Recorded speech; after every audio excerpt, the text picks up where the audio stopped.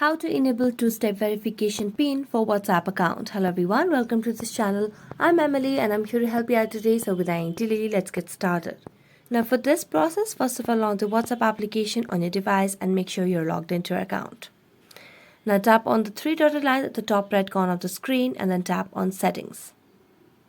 Here, select on accounts, and as you select on accounts, tap on the two-step verification option. So when you tap on it, it says that for extra security, you need to turn on two-step verification, which will require a PIN when registering your phone number with WhatsApp again. So just tap on the turn on option at the bottom of the screen. As you do that, you need to just create a PIN, a 6-digit PIN that is easy for you to remember. So I've just set a PIN over here and then tap on done. And as you do that, you'll be able to see that you have successfully enable two-step verification PIN for WhatsApp account. So that's it. Thank you so much for watching this video. If you enjoyed watching it, don't forget to like, subscribe and hit the bell notification for more updates. See you next time.